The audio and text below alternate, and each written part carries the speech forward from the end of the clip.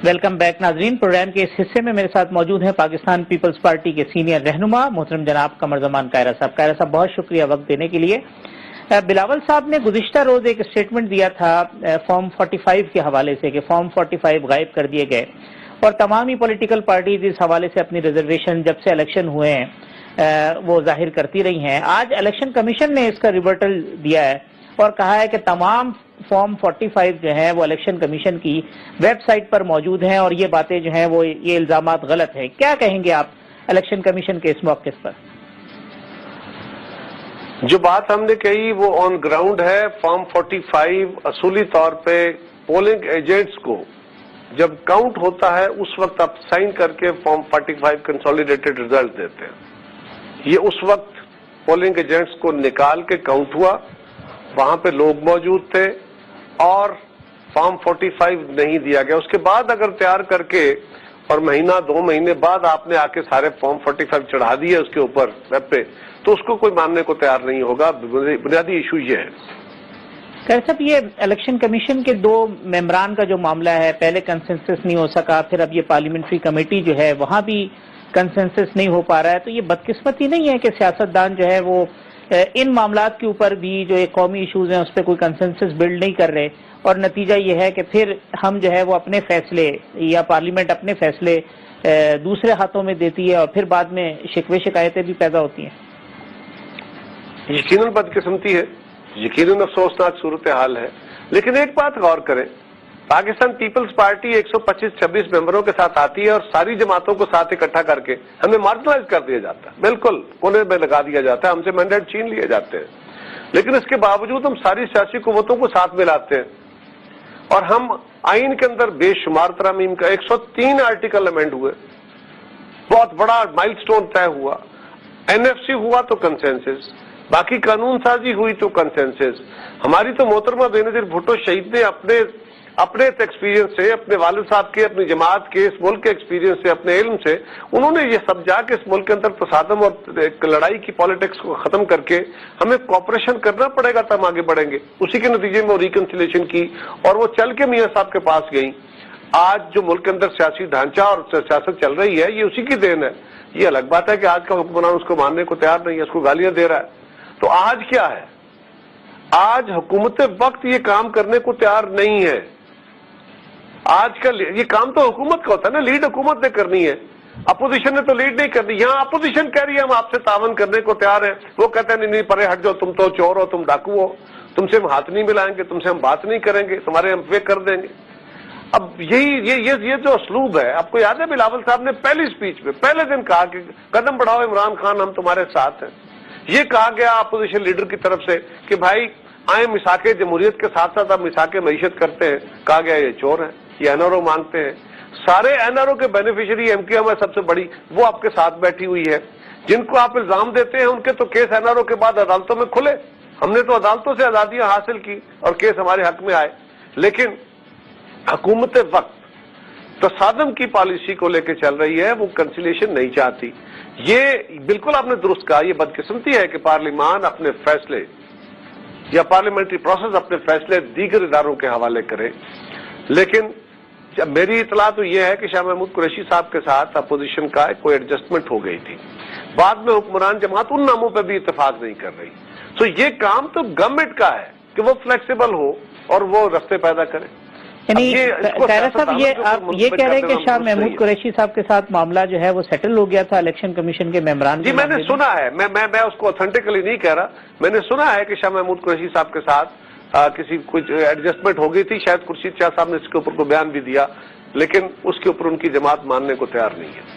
कायरा साहब, ये जो आपने बिल्कुल दुरुस्त कहा कि पीपल्स पार्टी ने ये कंसेंसस बिल्ड किया, अब ये जो पीपल्स पार्टी का कंसेंसस है इसे ही तो तहरीक इंसाफ मुकमुका की सियासत कहती है। वो कहती है कि चूंकि गिव एंड टेक होते थे लिहाजा मामलात हो जाते हैं, हम गिव एंड टेक नहीं कर रहे हैं, हम मुकमुका की सियासत नहीं कर रहे हैं। तो इस वजह से आप समझते हैं कि ये जो मफाहिमत की फजा है उसकी वजह यह है कि उनका बयानिया यह है कि ये मफाहिमत जो है वो असल में गिव एंड टेक का दूसरा नाम है। यानी काफ लीग से आप बैठ जाए, हुकूमत में शामिल कर ले तो कोई गिव एंड टेक नहीं है। ठीक, एमकेएम जिसको आप डाकू कहते थे सबसे बड़ा, ان کے ساتھ آپ مل جائیں, پنجاب میں گورنمنٹ مل کے بنائیں, وہ آپ کے اسپیکر بن جائے, بہت اچھا ہے. ایم کے ایم جس کو آپ پاکستان کا دشمن اور ہماری ایجنسیاں اس کو پاکستان کا قاتل کہتے تھے اور اس کو جناب پور والے کہتے تھے اور ان سے نقشے برآمد ہوتے تھے اور ان کے لوگوں کو کہتے تھے کہ یہ تو ہندوستان میں جا کے ٹریننگ لیتے رہے, وہ آپ کے ساتھ مل جائے تو سب اچھا ہے. جس کو آپ چپڑاسی رکھنے کو تیار نہیں تھے وہ آپ کے وزیر بن جائے, سب اچھا ہے. جن کو لوٹے کی گالیاں دیتے تھے آپ سب سے بڑی اور آپ کہتے تھے یہ بے ضمیری ہے, ان سب کو آپ ساتھ ملا لیں اور آپ کا یہ سب اچھا ہے. اور اپوزیشن جو منتخب ہے آپ ان کے ساتھ پارلیمان کے اندر, پارلیمنٹری پروسیس کے اندر کوئی ریلیف ہم کہہ رہے ہیں نہیں مانگتے, نہ آپ دے سکتے ہو نہ مانگتے ہیں, نہ ہمیں ضرورت ہے. لیکن اگر آپ ایک ہی گالی دیے جائیں تو اس کا علاج کیا ہے؟ یہ کام آپ کو دیکھنے کی ضرورت ہے کہ حکومت وقت کا رویہ کیا ہے. اگر وہ سمجھتے ہیں کہ یہ ٹھیک رویہ ہے تو لیٹ ہم کیری آن. لیکن ایک یہ بتائیے, جو رویہ وزیر اعظم صاحب کا ہے اگر یہ رویہ درست ہے تو پھر ان کی جماعت کو بھی فالو کرنا چاہیے. وزیر اعظم اپنے مخالفوں سے نہ ہاتھ ملاتے ہیں, نہ سلام کرتے ہیں, نہ ادھر دیکھتے ہیں, گالیاں دیتے ہیں, ان کو برا کہتے ہیں. یہی کام ان کی کیبنٹ کر رہی ہے, یہی کام ان کی جماعت کو کرنا چاہیے. پھر ملک بھر میں سیاسی جماعتوں کو دیگر کو گالیاں دیں, چور کہیں, ڈاکو کہیں. یہ تفریق کر کے, یہ دیواریں نفرت کی کھڑی کر کے وہ قوم کی کون سی خدمت کر پا رہے ہیں, اور اس سے ملک اور سماج اگر بہتر ہو سکتا ہے تو کر لیں, بسم اللہ. خیر صاحب, یہ جو پارلیمنٹ کے ماحول کا آپ نے ذکر کیا, کل نون لیگ کی طرف سے ایک اسٹیٹمنٹ آیا کہ پارلیمنٹ تو یرغمال ہے, اسپیکر سے وہ ملک میں موجود نہیں ہوتے, باہر سے فیصلے کروا لیے جاتے ہیں اور وہ بالکل ڈکٹیشن والا معاملہ ہے اسپیکر قومی اسمبلی. اور جو اب قائمہ کمیٹیوں کے اجلاس انہوں نے ختم کیے وہ بھی اسی سلسلے کی ایک کڑی ہے, کیونکہ اپوزیشن کے لوگ جو ہے ان قائمہ کمیٹیوں کے اجلاسوں میں شرکت کے لیے آ رہے تھے تو ان کو روکنے کے لیے یہ سارا معاملہ ہوا ہے. تو ایسا ہی ہے کہ پارلیمنٹ جو ہے وہ وزیر اعظم ہاؤس نے اس کو یرغمال بنا رکھا ہے قومی اسمبلی کا. یہ فرمائیے کہ کیا پرائم منسٹر یہ کہیں کہ ان کو پروڈکشن آرڈر جاری نہیں کرنے چاہیے, وزیر اعظم کہیں کہ ان کو فلاں فیسلٹی نہیں ملنی چاہیے, آسٹیرٹی کے نام پہ یہ کام جو کیا گیا ہے یہ تو سب سے بھونڈا کام ہے. ویسے ہی یہ پریکٹیکلی پاسبل نہیں ہے اور کل اس کو وڈرا کرے گی گورنمنٹ, میں آپ کو دعوے سے کہہ رہا ہوں, اس لیے کہ پارلیمان کی پارلیمنٹری پریکٹس کو سمجھنے کی ضرورت ہے. بھائی آسٹیرٹی کتنی کر لیں گے, آسٹیرٹی کے اور بڑے ذرائع ہیں. آپ ممبران کو کہہ دیے ہم آپ کو کمیٹی میں آتے ہیں آدھی فیس آدھا خرچہ دیں گے, اوکے چلے ان کو راضی کریں نا, ان کے اخراجات کم کر لیں. آپ نے کیا پارلیمان کے اجلاس میں پہلے ہی کورم نہیں ہوتا, ان کے ممبران پورے نہیں ہوتے, حکومت کی اپنی لیجسلیشن جو ہوتی ہے اس پہ کورم نہیں ہوتا.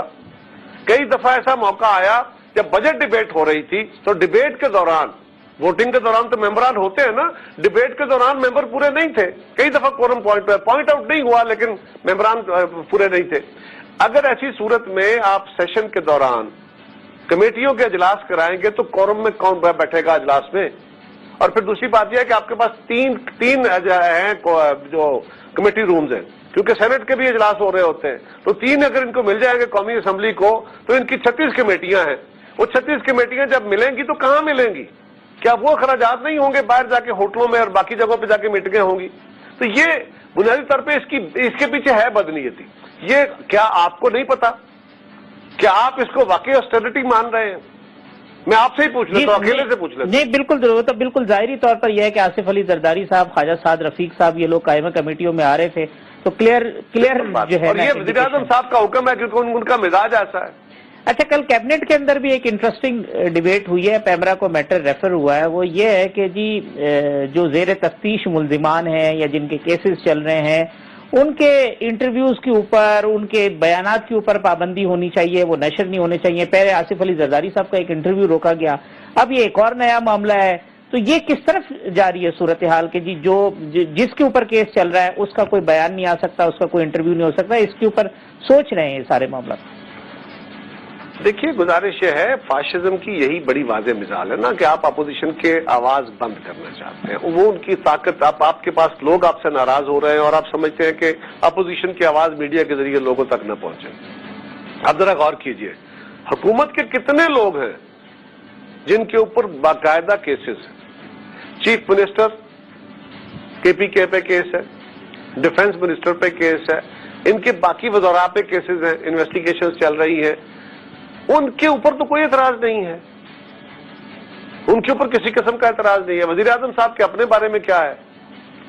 یہ بالکل ایک بھونڈی بات ہے, ایک نیا خواب ہے, اور وزیر اعظم صاحب کا اپنا ذاتی ایک ایجنڈا ہے. ان کو خوش کرنے کے لیے, ان کو اپیل کرنے کے لیے وہ کہہ رہے ہیں کہ مجھے ان کی شکلیں پسند نہیں ہیں, لہذا کسی نہ کسی بہانے سے کبھی آپ ان کو کورا یہ جو ہے کمیٹیوں کے اجلاس میں نہیں آنے دینا, تو کمیٹیوں کے اجلاس ہی صرف ان دنوں میں کرو جب سیشن ہو رہا ہو. حالانکہ کمیٹیوں کے بغیر پارلیمانی پروسیس چلتا ہی نہیں ہے. ٹھیک, یہ ممکن نہیں ہے. پہلے کمیٹیاں نہیں تھی تو ہاؤس کام نہیں کر رہا تھا, اب کمیٹیاں بنی ہیں تو کمیٹیوں کو کام نہیں کرنے دیا جا رہا. یہ کون سا تماشا ہے جی؟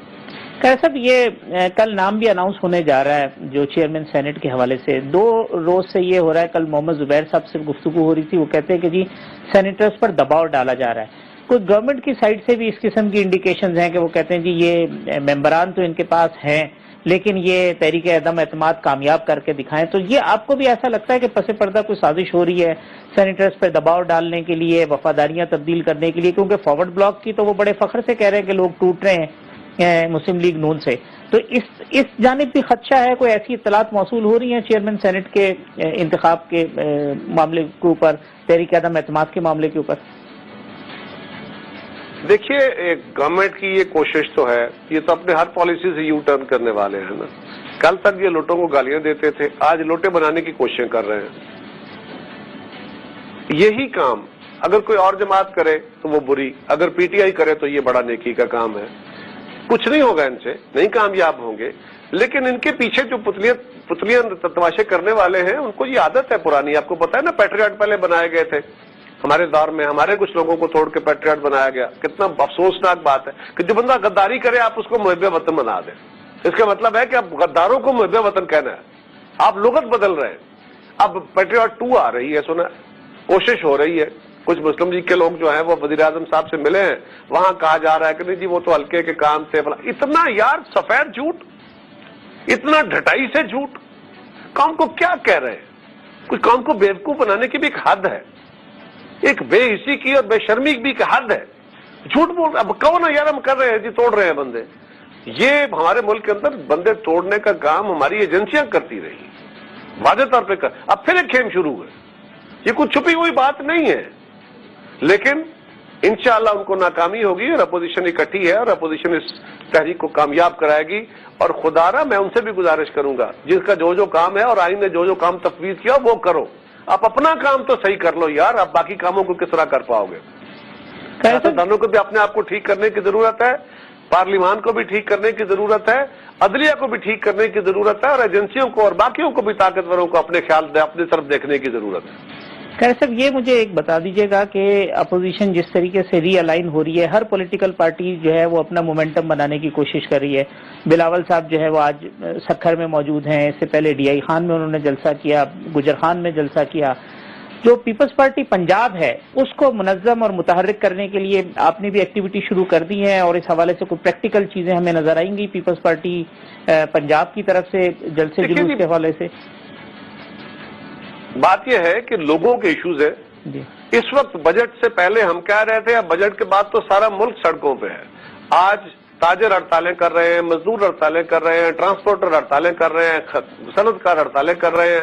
آپ کے کاروبار جیم ہے, لوگوں کو روزگار نہیں مل رہا, دیہڑی دار غریب پریشان ہے, ٹیکسٹائل ملیں بند ہو رہی ہیں, جو سٹیل ملیں بند ہو گئی ہیں. یہ صورتحال تو اب ایسی بن گئی ہے کہ لوگ احتجاج کر رہے ہیں, اور آنے والے دنوں میں تو لوگ سیاپا کریں گے باقاعدہ. بھوک جب بڑھے گی تو کیا کریں گے لوگ؟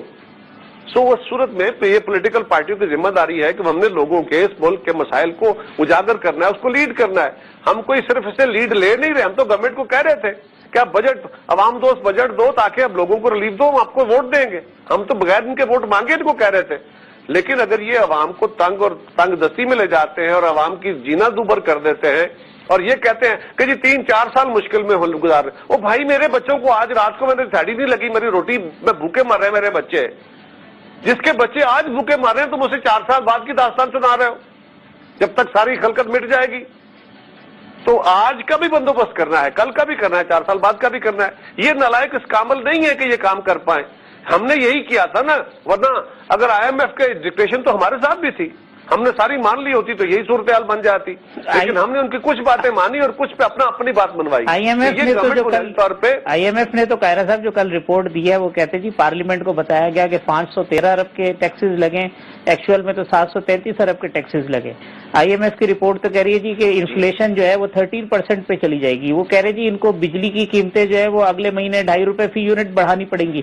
تو اس کا مطلب ہے کہ یہ تو آہستہ آہستہ باتیں اور کھلیں گی کہ کیا کیا چیزیں جو ہے وہ کمٹمنٹ ہو چکی ہے اور اس کا افیکٹ کتنا آئے گا معاشرے کے اوپر۔